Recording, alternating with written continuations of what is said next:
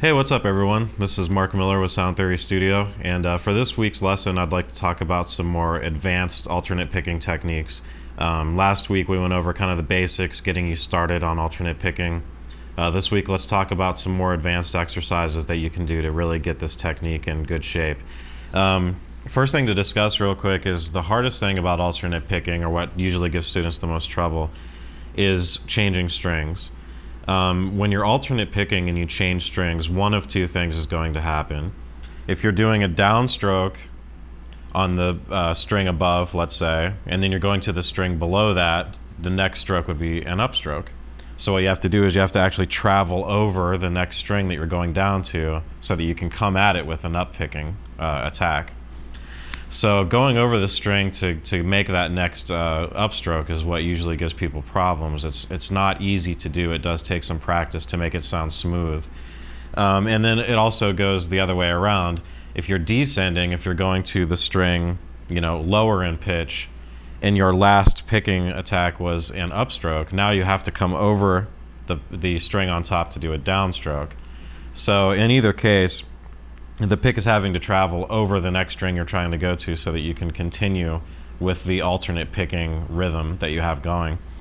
The other difficult thing is just basically the opposite, where if you ended, say you're going from the low E string to the A string, if you ended with a up pick, now you have to do a downstroke to get to that A string, and that's called inside picking, because the pick is basically, going inside the strings when you pick that way. The one I mentioned earlier is called outside picking, where the pick is going outside the strings to keep the alternate picking going. So hopefully that makes sense. That's the part that's hardest. Actually, inside picking seems to give people more problems, generally speaking, than outside picking, but both are going to take practice. So let's go ahead and go over some exercises that are going to really help this. You'll notice this a lot. Say one question I got is how alternate picking the intro to Master of Puppets. And that just is a great example of how it's difficult to do this kind of alternate picking technique right away. The intro to that song is skipping strings between the low E and the A string very rapidly. Sometimes you're only hitting a note on each string once before going to the next. So there's a lot of this jumping around over the strings as you do your alternate picking. So these exercises will really focus in on that. And I think after you work on these for a while, you won't have any problems with it. So let's go ahead and get started on that. Okay, so the first exercise I want to go over is a pretty simple one. I actually saw this in a Paul Gilbert video and thought it was a really great exercise for practicing outside and inside picking. So it's very simple. You start on the A string on the 5th fret. And you're going to start with an upstroke. So upstroke that note. Then now, you're going to go up here to the 8th fret on the low E string, which will be a downstroke. Now the 7th fret on the E string, upstroke. Now the 5th fret on the E string, downstroke. Now climb back up. Next note would be 7th fret on the low E string. So we have... And now back to the 8th fret on the E string. So we're just going to go over that over and over.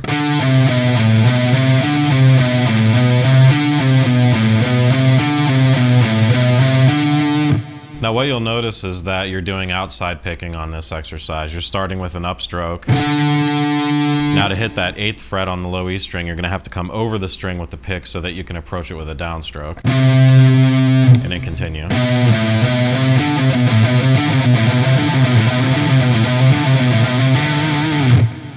Now you can just work on that until you get really fast at it. That'll really get your outside picking going. The next thing you can do is do the exact same exercise, only this time start with a downstroke and then an upstroke to get to that 8th fret on the low E string.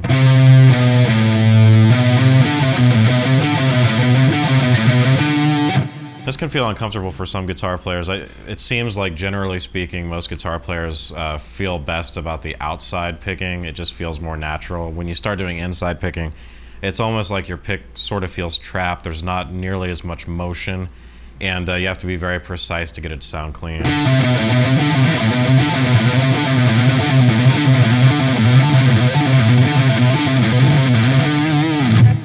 So those are a great practice, very simple exercise, really easy to memorize and just sit around and play for as long as you can. And make sure you're working on both. One thing about alternate picking is that a lot of times I'll see in videos that people will say, you know, here's an exercise, make sure you start with a downstroke for this particular exercise. And they're doing that usually so that it will be outside picking the entire time. But my recommendation would be to make sure you're always doing both, because if you're improvising, you're not going to be able to plan ahead of time whether you're going to start with an upstroke or a downstroke on any riff that you might just, you know, make up right on the spot. So you need to be really good at both. You need to be good at outside picking and inside picking. So I would take equal time working on both. Here's a second exercise.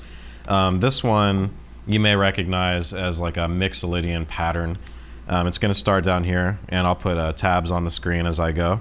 It starts on the high E string.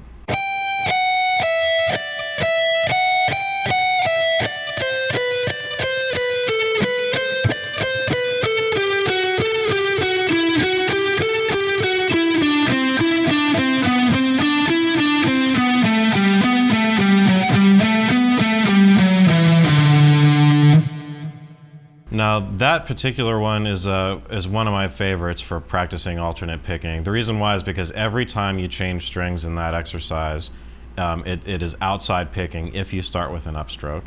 You can do the exact same thing starting with a downstroke now and get the inside picking going.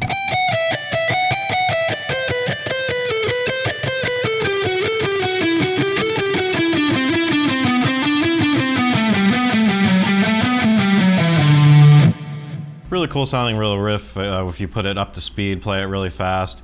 But also just beyond that, it's just really great practice for your outside picking and your inside picking. And just make sure you're always focusing on clean playing.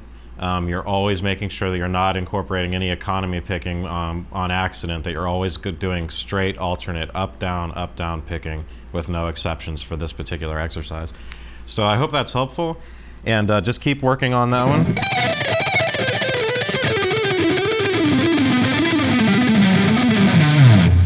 Get it up to speed over time. Just keep increasing your metronome. Remember from the last video, economy of motion. Always use as little motion as possible when you're doing this picking technique.